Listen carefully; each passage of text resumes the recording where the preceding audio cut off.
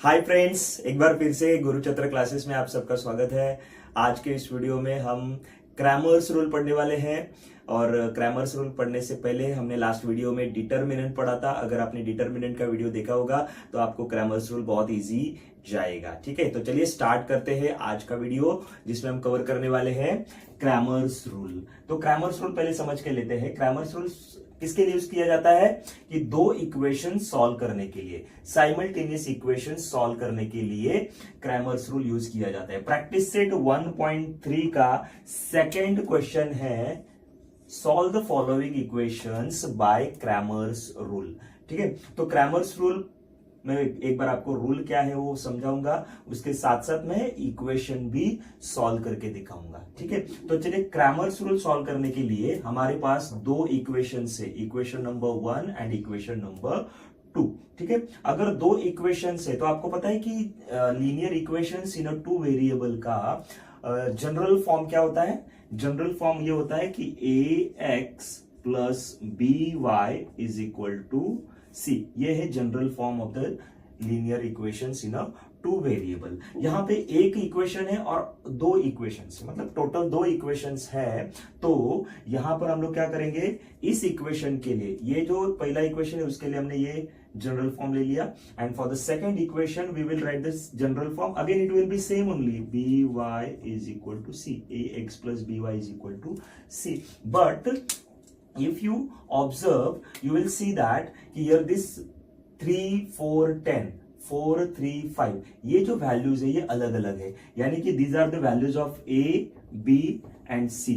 यहां पर a b and c यानी कि अलग अलग वैल्यूज है। तो हम लोग क्या करेंगे, यहां पर a1 b1 c1 a2 b2 and C2, इस तरह से हम लोग क्या करेंगे, वैल्यूज ले लेंगे। ठीक है, अभी क्या करना है कि अगर हमें किसका वैल्यू फाइंड आउट करना है, x का, किसका वैल्यू फाइंड आउट करना है, x का, और दूसरा वैल्यू है y का। तो x का वैल्यू फाइंड आउट करने के लिए फॉर्मूला है dx upon d, and y का वैल्यू फाइंड आउट करने के लिए dy अपॉन d। अभी आपको क्वेश्चन रहेगा कि ये dx क्या है, dy क्या है और d क्या है।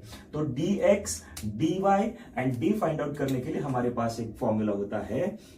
आपको पहले फाइंड आउट करना है d, उसके बाद फाइंड आउट करना है dx, और उसके बाद फाइंड आउट करना है dy। ठीक है, तो आपको d dx और dy फाइंड आउट करने के लिए आपके पास एकदम सिंपल दो डिजिट का नंबर आपको याद रखना है। अगर d फाइंड आउट करना है तो आपको क्या नंबर याद रखना है, 1 2 यानी कि 12। यहां पे करना है 3 2 यानी कि 32, और यहां पे याद रखना है 13। आपको मराठी नंबर्स अगर आते होंगे तो इस नंबर को क्या बोला जाता है, 12 32 13। कौन सा नंबर है ये, 12 32 13। अभी 12 किसके लिए, d dx और dy, इनके लिए ये नंबर खाली याद रखना है। अभी ये इनका नंबर का क्या मतलब है, तो नंबर के लिए हम सबसे पहले करेंगे, लिखेंगे यहाँ पे 1 2 एंड 3। ये 1 2 3 नंबर है। अभी आपको पता है कि मैंने यहाँ पे देखो a1 a2 b1 b2 c1 c2 वगैरह सब ले लिया है। तो आपको पता है कि अल्फाबेट में सबसे पहले नंबर कौन सा आता है, हमारे पास 3 नंबर है, a b एंड c। तो a में पहला नंबर कौन सा आता है, अल्फाबेट में ए आता है, दूसरा नंबर आता है बी, और तीसरा नंबर आता है सी। ठीक है, तो सिंपली क्या करना है, इसको देना है A1 और ऐसे लिखना है, कॉलम फॉर्म में लिखना है A1 A2 B1 B2 C1 C2।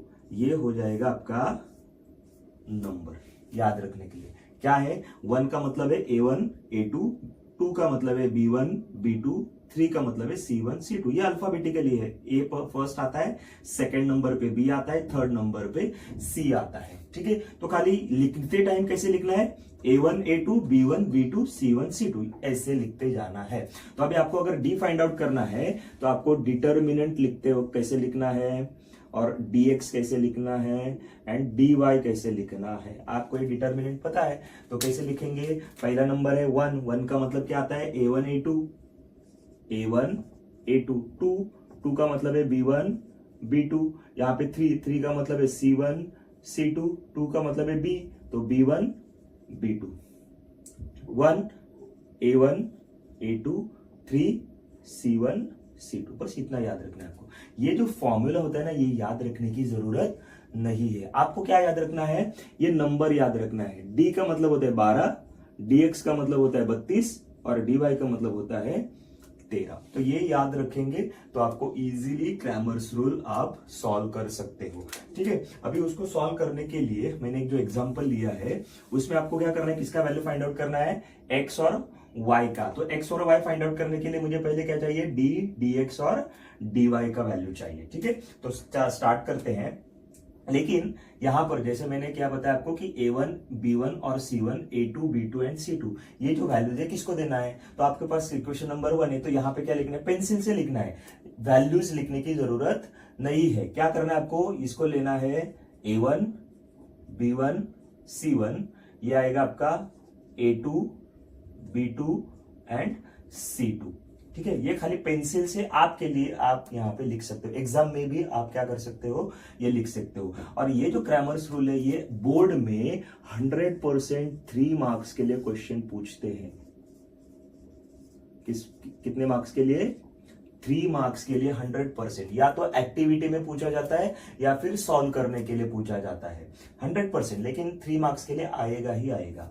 ठीक है, तो अभी इस इक्वेशन को कैसे सॉल्व करेंगे, ये क्वेश्चन हमारे प्रैक्टिस सेट 1.3 का फर्स्ट क्वेश्चन है। ये solve the following simultaneous equations bye Cramer's rule, तो उसमें से ये सेकंड क्वेश्चन है, उसको हम लोग सॉल्व करेंगे 3 मार्क्स के लिए। तो ये सॉल्व करने के लिए हमारे पास क्या है, अगर x फाइंड आउट करना है तो dx upon D, y find out करना है तो dy अपॉन डी। तो हम लोग पहले ये तीनों का वैल्यू फाइंड आउट करेंगे। तो सबसे पहला आता है d इज इक्वल टू हमारे पास वैल्यू क्या है, a1, a2, b1, b2, इसका फॉर्मूला क्या है, 12 का मतलब होता है 1 एंड 2। ठीक है, इसमें वैल्यू पुट करेंगे, इधर ही पुट कर लेता हूं। ठीक है, चलिए a1, a2 का वैल्यू क्या आता है, इधर a1, a2 यानी कि 3, 4 एंड b1 का आता है ये -4 है। ठीक है, माइनस के साथ लेना है, -4 एंड 3 इज इक्वल टू, अब ये नॉर्मल डिटर्मिनेंट है, डिटर्मिनेंट सॉल्व करने का मेथड क्या है, क्रॉस मल्टीप्लीकेशन, 3 इंटू 3 माइनस ये -4 है मल्टीप्लाई बाय 4। ठीक है, इज इक्वल टू 3 3 जा 9 माइनस माइनस प्लस 4 4 जा 16 इज इक्वल टू 25। ये आया वैल्यू आपका, डी का वैल्यू आया, कितना आया, 25, इक्वेशन नंबर 1। ठीक है, यहां पे ये इक्वेशन 1 एंड 2 देने की जरूरत नहीं है। फिर हम लोग फाइंड आउट करेंगे dx का वैल्यू। dx का मतलब होता है 3 का मतलब होता है c1, c2, 2 का मतलब होता है b1, b2। ठीक है, अभी इसमें पुट करेंगे c1 और c2 का वैल्यू क्या आता है, c1, c2 यानी कि ये वाला 10, 5, दूसरा आता है b1, b2 वाला -4 and 3 is equal to again 10 into 3 cross multiply करना है, 10 इंटू 3 माइनस सेकेंड नंबर है minus of 4 into 5 is equal to 10 3 जा 30 माइनस माइनस प्लस 4 5 जा 20 इज इक्वल टू 50। ये आएगा आपका, किसका वैल्यू आएगा, dx का वैल्यू आया 50। ठीक है, और थर्ड वैल्यू है आपका फाइंड आउट करना है, वो है dy का। तो dy इज इक्वल टू, अभी dy का वैल्यू क्या आता है, 13, 12, 32, 13। जब आप लिखते हो तो d, dx, dy इसी ऑर्डर में लिखना है। ठीक है, और 12, 32, 13 ये खाली नंबर याद रखना है। अभी वो 13 का नंबर होता है यहाँ पे 1 का मतलब होता है a, तो a1, a2 और 3 का मतलब होता है c1, c2। अभी वैल्यूज पुट कर दो, a1, a2 का वैल्यू क्या आता है 3 एंड 4, c1 का वैल्यू होता है 10 एंड 5। ठीक है, क्रॉस मल्टीप्लाई कर, 5 3 जा माइनस 10 4 जा 10 इंटू 4, सो 5 3 जा 15 माइनस 10 4 जा 40, 40 में से 15, अभी एक माइनस एक प्लस है तो 40 में से 15 जाएगी तो कितना बचेगा 5, और इधर आएगा 25 और बिगर नंबर का साइन है माइनस। तो ये आया आपका वैल्यू dy का, इसको देना है इक्वेशन नंबर 3। ठीक है, इतना समझ में आया। अभी ये आपका d, dx और dy खत्म हो गया। अभी आपको फाइंड आउट करना है किसका वैल्यू, x का वैल्यू फाइंड आउट करना है। तो क्या करना है आपको, किसका वैल्यू फाइंड आउट करना है, x का, तो x is equal to d, ये वाला formula dx upon d is equal to, अभी dx का वैल्यू कितना आया है, dx का वैल्यू है 50 अपॉन डी का वैल्यू आया है 25 is equal to 25 one 25 two 50, तो 2 आ जाएगा, यानी कि therefore x is equal to 2 आया। अभी y का वैल्यू फाइंड आउट कर रहे हैं, तो y के लिए फॉर्मूला क्या है, y के लिए फॉर्मूला क्या है, dy upon d is equal to, dy का वैल्यू कितना आता है -25 अपॉन डी का वैल्यू कितना है 25 वन 25 वन 25 1 आया, लेकिन यहाँ पे माइनस साइन है तो इधर आएगा -1, so therefore y is equal to -1, so therefore x comma y is equal to, x का वैल्यू है 2 comma -1 is the solution of the equation. ये होता है क्रैमर्स रूल, एकदम इजी वाला मेथड है। आपको खाली क्या याद रखना है, dx dy, और x का वैल्यू है dx अपॉन डी, y का वैल्यू dy अपॉन डी, और इनका वैल्यू क्या फाइंड आउट करना है, d का मतलब होता है 12, dx का वैल्यू होता है 32 यानी कि 32, और dy का वैल्यू होता है 13, 12 32 13, बस इतना याद रखना है। और इसका मतलब मैंने आपको ऑलरेडी बताया कि 1 2 का मतलब क्या होता है, 3 2 का क्या होता है, 1 3 का क्या होता है। ठीक है, समझ में आया? ओके।